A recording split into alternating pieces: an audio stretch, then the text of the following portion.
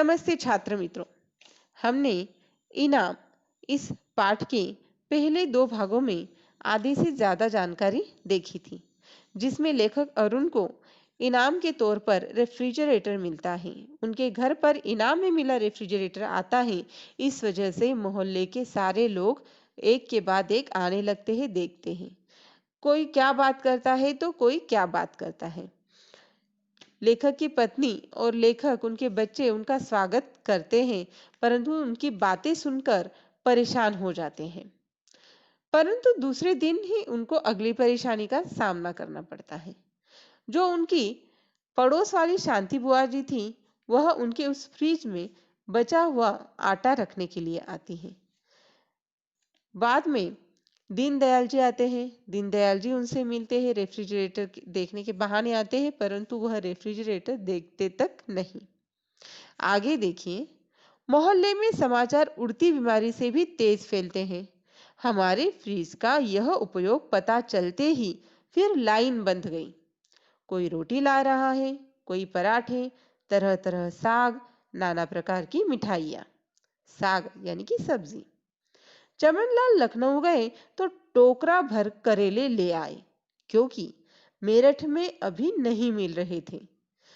बैनर्जी कोलकाता से संदेश और खीर महीने भर के लिए ले आए। देखिए, मोहल्ले वालों को पता चल गया था फ्रीज में रखी वस्तुएं जल्दी खराब नहीं होती। तो जो चमनलाल नामक व्यक्ति है, वह लखनऊ से ढेर सारे करेले लेकर आए थे और वह करेले भी उन्होंने फ्रीज में रखने के लिए दिए। बैनर्जी जी कोलकाता से संदेश और खीर लाए थे। संदेश वहां की एक मिठाई का नाम है। वह भी महीने भर के लिए लाए थे। उनको पता था लेखक के फ्रिज में रख देंगे तो महीने भर के लिए खराब नहीं होगी। रेफ्रिजरेटर में हमें अपनी चीजों के लिए जगह न के बराबर मिलती थी, इसकी कोई चिंता नहीं। दुख तो इस बात का था कि हमारे घर की प्राइवेसी छीन गई थी। नहाना खाना भी हराम हो गया था। छात्र मित्रों, इस बात से उनको कोई परेशानी नहीं थी कि फ्रीज का उपयोग हो रहा है, मोहल्ले वाले चीजें रख रहे हैं, लेकर जा रहे हैं। पर परेशानी तो इस बात से थी कि कोई भी कभी भी किसी भी वक्त वस्तुएं रखने या लेने के लिए आने लगे। इस वजह से लेखक के घर की प्राइवेसी यानी कि एक तरह से निजी समय भी खराब होने लगा। बड़े परेशान, करें तो क्या करें, समझ में नहीं आता था। जी करता था किसी को रेफ्रिजरेटर दे दूं और फिर उसकी मुसीबत देखकर ताली पीट पीट कर नाचूं, किंतु उसमें लोगों की अमानत जो पड़ी थी। फ्रिज मिलने का सुख बाजू में रह गया। लेखक बड़े परेशान हो गए थे फ्रिज की वजह से। रेफ्रिजरेटर किसी को दे दें और फिर उसे इतना परेशान होते हुए देखूंगा तो ताली पीट पीट कर नाचूंगा, ऐसा लेखक कहते हैं। परंतु इस बात को भी वह ध्यान में लाते हैं कि इस फ्रिज में दूसरों की अमानत यानी कि धरोहर चीजें पड़ी है। चिंता ने चेतना की चीता सजा दी, यानी कि लेखक को इतनी चिंता हो गई कि उनकी जो सूझबूझ है, समझ है, वह कहीं गुम हो गई। उस दिन कैलाश आया। मोहल्ले में रहता था पर मोहल्लेदार से अधिक था। कैलाश उनके पड़ोस वाला, मोहल्ले वाला, परंतु मोहल्लेदार से ज्यादा यानी कि बहुत करीब का था। कहने लगा, सिंधी आलू मुझे बड़े अच्छे लगते हैं, सो पत्नी से काफी बनवा लिए हैं। अपने फ्रीज में रख लो, जिस दिन खाने को जी करेगा ले जाया करूंगा। देखिए, सिंधी आलू की सब्जी किसे पसंद थी? कैलाश को। अपनी पत्नी से उसने ढेर सारी बनवा ली। अब वह एक ही वक्त में इतनी सारी सब्जी तो नहीं खा सकता। उसने इस अंदाजे से बनाई थी कि जब भी उसे अच्छी लगेगी वह खा लेगा, पर तब उसकी पत्नी बनाकर दे ऐसा तो नहीं था। इसीलिए वह सब्जी फ्रीज में रखने वाला था, रेफ्रिजरेटर में रखने वाला था, और जब उसका जी चाहेगा तब वह खा सकता था। उस दिन रेफ्रिजरेटर में तिल रखने की जगह न थी। तिल रखने की भी जगह न होना यानी कि बिल्कुल भी जगह न होना। मैंने उसे अपनी बेबसी बताई, मजबूरी बताई। बिगड़कर बोला, कैलाश बिगड़ गया। वह बोला, अच्छा जी, ऐरे गेरे नत्थु खेरे तो तुम्हारे बाबा लगते हैं और यार लोगों की चीजें रखने को लाचारी है। ऐरे गेरे नत्थु खेरे यानी कि महत्वहीन, जिनका कोई इतना महत्व नहीं, इतने करीब के नहीं, उनकी चीजें तुमने रेफ्रिजरेटर में रख ली हैं और मैंने ये सब्जी लाई तो तुम रखते नहीं। यानी कि ऐरे गहरे नत्थु खरे महत्वहीन लोग तुम्हारे करीब के हैं, ऐसा उसका कहना था। मैंने पत्नी से आंखों आंखों में पूछा, उसने मैं सिर हिला दिया। आंखों आंखों में पूछा यानी कि कई बार हम अगर स्पष्ट रूप से किसी से कोई बात किसी के सामने नहीं कर सकते तो हम इशारे करते हैं आंखों से वगैरह। तो उसी तरह से लेखक ने भी अपनी पत्नी से इशारों में पूछा और उसने भी नामी सर एक तरह से कुछ जगह नहीं है यह कहा। वह भाप रहा था, वह भाप रहा था यानी कि समझ रहा था। अच्छा, मुझे दिखाओ, मैं जगह कर लूंगा। हम दोनों उसे निराश करते हुए वास्तव में दुखी थे। यह सुझाव खुद न देने की मूर्खता कर गए थे। खुश होकर फ्रिज खोलकर दिखा दिया। कैलाश को यकीन नहीं था। उसने कहा कि फ्रिज में जगह नहीं है, दिखाओ तो मुझे। तो लेखक ने बड़ी खुशी से उसे दिखा दिया, क्योंकि उसे सच बात का पता चल जाए। फ्रिज भरा नहीं कहिए, व्यंजनों से अटा पड़ा था। देखकर तबीयत घबराती थी। अटा पड़ा था यानी कि बहुत ही ज्यादा तौर पर उसमें चीजें भरी पड़ी थी। कैलाश ने ऊपर नीचे झांका, दृष्टि भी अंदर घुसने को इनकार कर रही थी।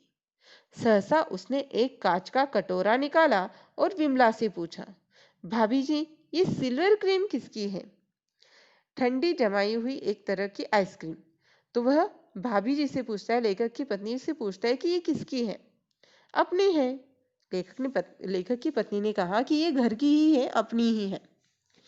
तो फिर इन्हें रखने का क्या फायदा? ऐसी चीज तो पेट में पहुंचनी चाहिए। यह कहकर उसने दो मुंह में रख ली। बाकी दो बची थी। हेमंत अमिता स्कूल गए थे और उसे जगह करनी थी, इसलिए उन्हें हमने उदरस्थ किया। उदरस्थ करना यानी कि खा लेना, पेट में डालना। तो लेखक और उसकी पत्नी ने जो दो बची हुई थी वह खुद खा ली। 2-3 दिन में फ्रिज खाली हो गया। उसमें केवल हमारी चीजें थी। अब देखिए ऐसा क्या हो गया, जो फ्रिज इतना भरा पड़ा था वह खाली कैसे हो गया? 2-3 दिन में फ्रिज खाली हो गया था। शांति बुआ अपना पनीर मटर लेने आई। शांति बुआ ने पनीर मटर की सब्जी उनके फ्रिज में रखी थी, वह लेने के लिए आई। क्या करे बुआ जी, उसमें मच्छर गिर गए थे, इसलिए फेंक दिया।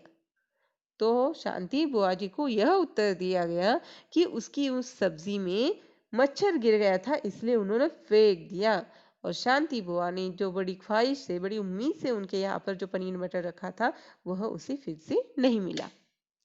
रामानुज ने मिठाई मांगी तो माफी मांगने लगा। चाचा जी, बड़ा शर्मिंदा हूँ। कल 3-4 मित्र आ गए थे, बाजार जाने का मौका न मिला, आपकी मिठाई से काम चला लिया। फिर मैं आप में और अपने में कोई भेद नहीं मानता। ये शब्द उन्हीं के थे जब वे मिठाई रखने आए थे। देखिए रामानुज जी जब वह मिठाई उनके फ्रिज में रखने के लिए आए थे तो लेखक से ऐसी बात कही थी कि ये मिठाई उनकी क्या और लेखक की क्या, एक जैसी ही है, इसलिए वह उन्हें उनके फ्रिज में रखने वाले हैं।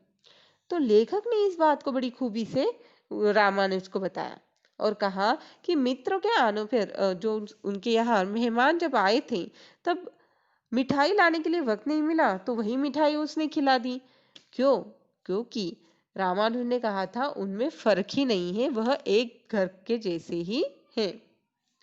साग लेने चक्रवर्ती आए तो लाचारी दिखाई, मजबूरी दिखाई। कहा, भाई तुम्हें तो पता है कल कैसी धुआंधार बारिश थी।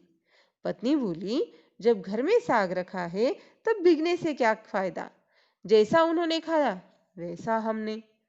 फिर से बहाना बना दिया और वह जो साग चक्रवर्ती ने उनके फ्रीज में रखा था वह उसे वापस नहीं मिला। रमा पराठे को पूछ रही थी। विमला ने उत्तर दिया, विमला यानी कि लेखक की पत्नी, उसने कहा, सवेरे ही सवेरे एक साधु आ गए, बड़े पहुंचे हुए साधु थे। खाली हाथ कैसे जाने देती? घर में कुछ तैयार नहीं था, तुम्हारे पराठे दे दिए। देखिए, साधु आया इसलिए घर में कुछ नहीं था, तो रमा के बनाए हुए पराठे जो फ्रीज में थे वह उसने उस साधु को दे दिए। रमा ने शंका उपस्थित की, किंतु तुम तो साधु संतों में विश्वास नहीं करती। देखिए, रमा भी बड़ी होशियार थी। उसने लेखक की पत्नी से सवाल किया कि तुम्हारा तो इन बातों पे विश्वास नहीं, फिर तुमने मेरे पराठे साधु को कैसे दे दी? विमला ने बात बनाई, फिर सारे मोहल्ले को तंग करता। मैंने पराठे तुम्हारी ओर से उसे दिए हैं, तुम्हारे घर का पता बता दिया है। झूठ समझो या सच, कल परसों वह जब तुम्हारे घर आकर आज के पराठे के लिए आशीष देगा और भोजन मांगेगा, तब तुम्हें मानना पड़ेगा। देखिए, कितनी बढ़िया बात बनाई थी लेखक की पत्नी ने भी, कि उसने वह साधु को दे दिए थे, खुद की तरफ से नहीं तो रमा की तरफ से दे दिए थे, क्योंकि वह खुद तो उन पर विश्वास नहीं रखती। और यह आशीष भी साधु ने दिया था, रमा को दिया था। तो यह भी बात बनाती है कि कल परसों वह साधु आएगा और तुम्हारे पराठों के लिए तुम्हें आशीष देगा, तुम्हें यानी कि तुम्हें शुभकामना देगा। मैंने कहा ना, मोहल्ले में समाचार उड़ती बीमारी की भांति फैलते हैं। अब मेरे घर के पास भी कोई नहीं फटकता। देखिए, उड़ती बीमारी की भांति फैलना यानी कि बहुत ही जल्दी जल्दी वह समाचार फैल गया कि लेखक के फ्रिज में कोई चीज रखने को दो तो वह वापस मिलती है, ऐसा नहीं। तो लोगों ने अपनी चीजें लेखक के रेफ्रिजरेटर में रखने से बंद कर दिया। तो फायदा हो गया, लेखक की जो निजी जिंदगी थी वह सुकून से कटने लगी। ऐसा करने के कारण ही वह सुकून से जी रहे थे, उन्हें शांति प्राप्त हुई थी। छात्र मित्रों, यहाँ पर लेखक ने बड़े ही हास्य व्यंग्यात्मक तरीके से इनाम इस पाठ का लेखन किया है। यहाँ पर तरह तरह के व्यक्तियों के स्वभाव के दर्शन हमें होते हैं। हमारा यह पाठ यहीं पर खत्म होता है। इस पाठ के ऊपर जो भी कृति प्रश्न स्वाध्याय है वह अपनी हिंदी की नोटबुक में जरूर लिखिएगा। घर पे रहिए, सुरक्षित रहिए। धन्यवाद।